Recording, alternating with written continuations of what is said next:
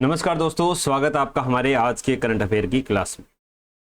आज न्यूज़पेपर में कोई खास करंट अफेयर तो आया नहीं था, ना ही दैनिक भास्कर में, ना ही राजस्थान पत्रिका में। तो थोड़ी बहुत वेबसाइट्स में जो करंट अफेयर चल रहे हैं, दृष्टि वगैरह की वेबसाइट में, तो वहाँ से मैंने कुछ करंट अफेयर है वो तैयार किए हैं। ये भी परीक्षा की दृष्टि से महत्वपूर्ण है, तो इनको देख लेते हैं। कुछ बच्चों के कमेंट आ रहे थे कि सर वो जो पेड टेलीग्राम ग्रुप था उसका क्या हुआ। तो वो 1 महीने की वैलिडिटी थी उसकी, 1 महीना उसका ख़त्म हो गया है। 2 दिन ही मैंने एडमिशन ओपन रखे थे, बाद में फिर मेरे को पता चल गया था कि मैं इसमें अपना 100% नहीं दे पाऊँगा, तो मैंने उसको बंद कर दिया था एक बार। तो वो अब क्या हो गया है, डिलीट हो गया है। तो आपको सब चीज़ें वो यहीं पर मिलेगी। शुरुआत करते हैं अपने पहले करंट अफेयर से।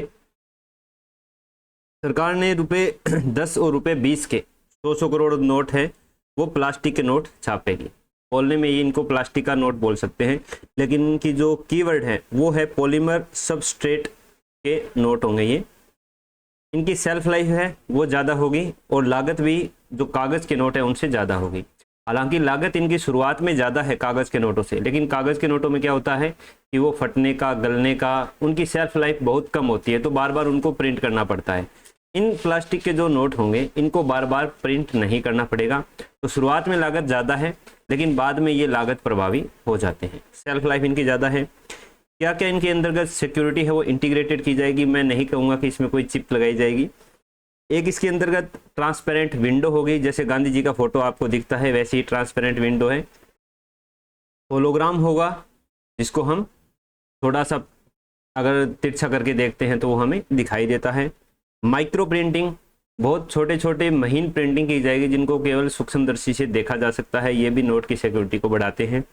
और ऑप्टिकल वेरिएबल इंक OVI का प्रयोग किया जाएगा, जिनको अगर हम ऐसे चेंज करके देखेंगे, जैसे वो एक लाइन आती है ना, आपने कभी देखा होगा 500 के नोट में ऊपर से लेकर नीचे तक, तो उसको हम अगर थोड़ा तिरछा बिछा करते हैं तो वो हरे से नीली हो जाती है, नीले से बैंगनी हो जाती है, उसको बोलते हैं ऑप्टिकल वेरिएबल इंक। इसका प्रयोग भी किया जाएगा। तो ये 5 सिक्योरिटी जब इसके अंतर्गत इंटीग्रेटेड की जाएगी। शुरुआत में केवल 10 और 20 के नोटों पर इसका प्रयोग किया जा रहा है, बाद में अगर ये प्रभावी रहा तो इसको धीरे धीरे 50, 100, 200, 500 तक लेकर के जाया जाएगा।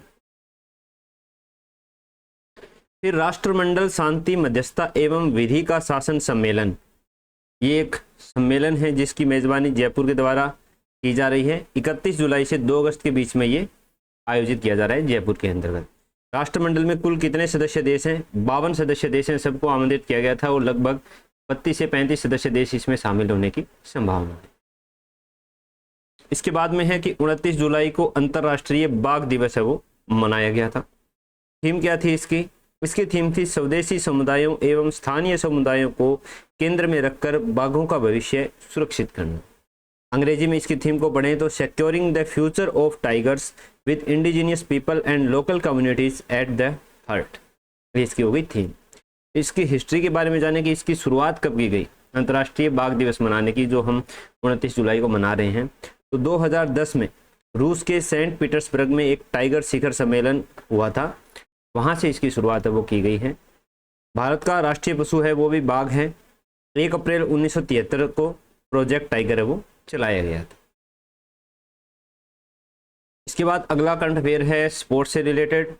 वर्ल्ड जूनियर स्क्वैश चैंपियनशिप 2026 में स्वर्ण पदक जीतने वाली पहली कोई खिलाड़ी है तो वो है अनाहत सिंह, जिन्होंने पहली बार स्वर्ण पदक स्क्वैश के अंदर जूनियर स्क्वैश चैंपियनशिप में जीता है। इसमें गर्ल्स सिंगल्स का खिताब इन्होंने जीता है, प्रथम भारतीय है। किसको हराया इसने मिस्र की रुकैया सलेम को 3-0 से हराया। कहाँ पर आयोजित की गई थी ये चैंपियनशिप? तो ये कनाडा के नायग्रा ऑन द लेक में आयोजित की गई थी। अगला करंट अफेयर है राष्ट्रपति द्रौपदी मुर्मू द्वारा उत्तरी मैसेडोनिया में महात्मा गांधी की प्रतिमा का अनावरण किया गया। उत्तरी मैसेडोनिया की स्थिति देख लेते हैं। ये साउथ ईस्ट यूरोप में पड़ता है। ये यहाँ पर आप इसकी स्थिति है वो देख सकते हो, नॉर्थ मैसेडोनिया। स्कोप जे इसकी क्या है, राजधानी है। दक्षिण में ग्रीस है, पश्चिम में अल्बानिया, पूर्व में बुल्गारिया और ऊपर कोसोवो है। ये इसकी स्थिति होगी। तो यूरोपियन कंट्री है ये। फिर लोकमान्य तिलक राष्ट्रीय पुरस्कार 2026 है। ये किसको दिया जाएगा? ये अजीत डोभाल को प्रदान किया जाएगा। अगस्त के अंदर पुणे में आयोजित हो गया इसका सम्मेलन, वहाँ पर ये प्रदान किया जाएगा। तो यही थे मुख्य मुख्य आज के करंट अफेयर्स। जो सुजस ई प्रश्नोत्तरी थी कल की, वो हमने कल लेट वीडियो बनाई थी तो उसके अंतर्गत हमने देख ली थी। आज की है वो लेट आएगी, तो आज वाली को कल देखेंगे। बाकी आपके कोई अमूल्य सुझाव हो तो हमें कमेंट बॉक्स में ज़रूर बताना।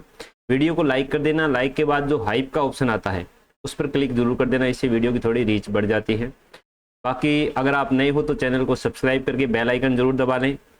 ये जो PDF है ये आपको मेरे टेलीग्राम चैनल पर मिल जाएगी, जिसका लिंक मैंने नीचे डिस्क्रिप्शन में दे रखा है। बाकी कोई भी अगर आप मुझसे साझा करना चाहते हो बात, तो कमेंट सेक्शन में आमंत्रित है। मिलेंगे दोस्तों कल दोबारा नेक्स्ट वीडियो में।